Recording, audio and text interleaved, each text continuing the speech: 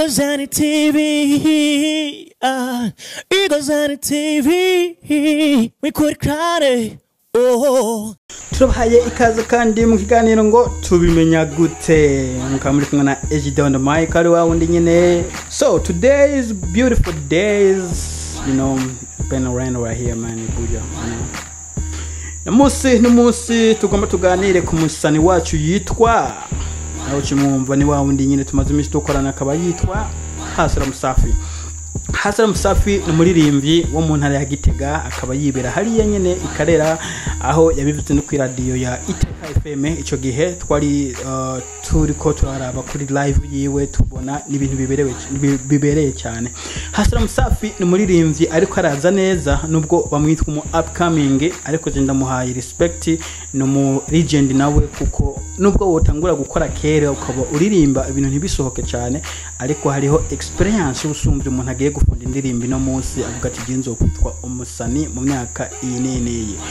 Reka tumuhe respect hanyuma nawe kumbure niyumve iki kiganiro azavuga ati assalamu alaikum nkuko ahora akunda kubivuga. Rero no munsi tugomba tuvugire ku ndirimbo yiwe yitwa ngo Melina ni indirimbo itaraja ku rubuga ariko tugomba tuyihe promotion kugira ngo abafanzi ba Igozen TV muze mushigikire umuntu wanyu kuko arabikwiye kuko nukuri kw'Imana ni indirimbo nziza ifise amajambo meza, ni indirimbo izohatwika abanyarwanda niko bakunda kuvuga ngo harahiye koko ni kuvuga hazosha hacu wambaye. Mbega murashaka ko nuyibashirira ko iyo ndirimbo yitwa Melina? Mbega yo nyemerera nkayicisha ko no bitarasohoka neza ariko noshima yuko abafanzi muyumva gace mukavuga ati indirimbo ni nziza canke si nziza. Ni indirimbo irimwe amajambo ariko ubwira umukobwa ati ni wankunda naje nzogukunda ibintu nyene yarabiciye biracika. Ni muri Igozen TV tutibagiye kugira hariya sabone tukikinga sabone canke duterera ivyiyumviro muri commentaire mutubwire uko muvyumva nuko mubibona kuko ni mwebwe twababwiye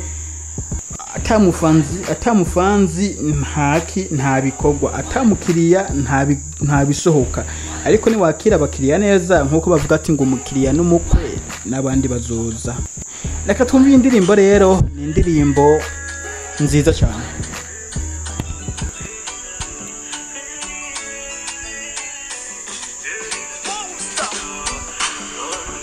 Hasra Musafi ndegena ndabashiramo gato ndayiririmba kuko nanjye namaze kuyubaka mu mutwe.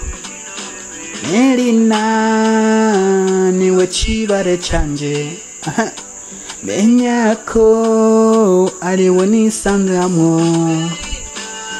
Nibuka ubwa mbere duhura narakubonye umutima uratera vuba cyanda kwegera akari ku mutima ndakakubwira urukundo turujamwo turipoze barabara dusomana nk'aba crazy kwe nanje nkubera kingi urukundo tugubakira inkingi ndafise nkanje ngo duhaye jenifiti inyange bwira yuko umukunzi wawe ari inyange itagira gahonzi n'umukobwa nyene umukobwa uzokwa mukunda nawe agukunde igihe cyose muzo muri kumwe umufata ukuboko mubwira ati ni wowe Melina wanje.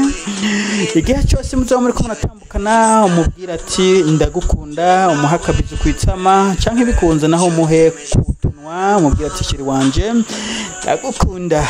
Nuko ni indirimbo twise Melina canke yise Melina, indirimbo ifise utujambo turyoheye ijisho nkuko abafanzi mukunda ibintu bishasha.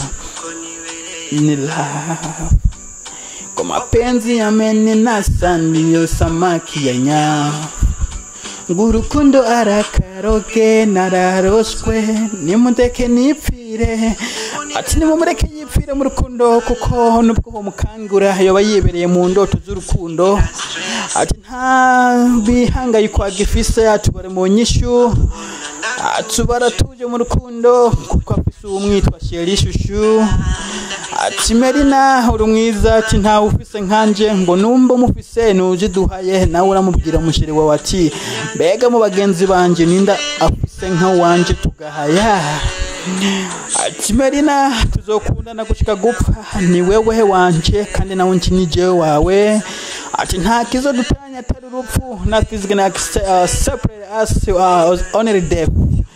It is me and you. We're gonna be in love. There is love I give to you, my baby shushu, baby sugar, my daddy, my sweetheart. I'm the one I love you. You know. Ndagura byinshi indirimbo mwayumvise ni indirimbo ifite amajambo menshi ku rukundo mumwereke yuko muri kumwe mutamutereranye kuko ndazi yuko ntawo tambayirorera mutakumwe nawe ni ayindi yovuga ati ngwino dukine komborera twiyibutsa kakera ngwino dukine komborera kombwire twatujambo tunjohera urumva ntiyo kina komborera wenyene yirorera arakeneye abafanzi biwe babandi nyene mwamwereka kwa rukundo hari muri za sabone babandi nyene mugende musharinga ibiganiro byanyu kugira ngo abahe ibukanye indirimbo irakorwa mu ma image cyangwa itaza n'amashusho ya video ariko ikabiri muri 95 nkuko twababwiye ikabiri muri studio hamwe irakorwa ariko twumvishije ni indirimbo babuyo itabirahera ariko ndazi yuko niyamara ku mixing izoba ari indirimbo ihacu umuriro tuzoba tuvuga ni indirimbo y'umwaka iri hit nekuvuga yuko muri uyu mwanya tukaba tumukunda cyane tumwege ati big rap sana congratulations muri byose keep up muri industry ya music kandi tukaba tuzi yuko sometime uzoteba ugatera imbere ukamera nka Satibi ni wamaze iminsi yerekana indirimbo yitwa Indimu hamwe na ego Indimu ati aho navuye ntihari hafi. Indimu ni indirimbo ya hishuru ya Satibi kumbure reka tuyicishe ko gato nayo yomukebura kugira ngo nawe ntaze acika intege kuko umuntu aba yavuye kure ababanze muyumvirize gato kuko ni indirimbo iha ikizere umuntu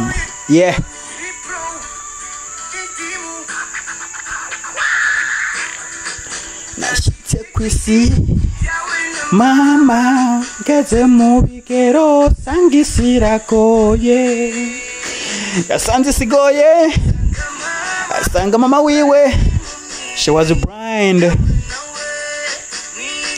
The father was a disability. He tried to be a student, he can be somebody else. But I think it was not good because he don't have all the what he needs. The rich kids, they throw to the grass on. He won't afford them. He would give them their virus, you know. The bond, it was the mistake. The big problem he has, it was too many for him. The God of the fathers who are mercies, at the day you gave to me, the whole day he was on the street like a homeless. I was like try to work hard and my mom can eat. You ain't finding a trust me. I tried the best to find something to eat and something that I can feel. People that see me like I was not raised kids, they pass by with the full business with the people, you know. Listen, why? I was thinking why God created me like this. I was thinking too much and I cannot ever control my friend. I just believe like I was not the one who created myself. Now what is Sankanya? Ibibazo mfise. Na Hasra Msafi ndamwifuriza gutera imbere amere nka Satibi kuko indirimbo nayo imyaka 13 iheze yari indirimbo itabona neza ariko yari indirimbo ifite amajambo meza imuha courage nico gituma kenshi Satibi ayipostinga cyane kugira ngo nawe azayibuke iyo yavuye. Ndamwifuze Hashira Musafi niyo yagira gutera imbere azatera imbere yibuke iyo yavuye ntaze yibagire abo basangiye cyangwa abo bose rimwe yame abibuka abahe respect kuko nabo nabantu bamukure cyane ntiyibagire umufanzi ni itungo rikomeye ni nk'inzahabu kugira ngo ubone umufanzi agufaruwenga ni inzahabu. Rero reka tubashimire cyane tuje umunsi mwiza n'umugoroba mwiza aho muri nubwo ibintu bitagenda neza amatara yakije Bujumbura ariko turavuze yuko regidezo yocisha mu gato ikayakora hanyuma abantu bakabandanya bakora business. Nuko bafanzi turabifuriza umunsi mwiza nkuko twatubasezeraniye hanyuma Imana ibagirire neza. Tubabwire yuko umusani wanyu yuko muzamura mu followinga mukamuha ku gasabone mugasharinga hariya kuri Instagram mugasharinga hariya muri WhatsApp mugasharinga naho ku mbuga zanyu za Facebook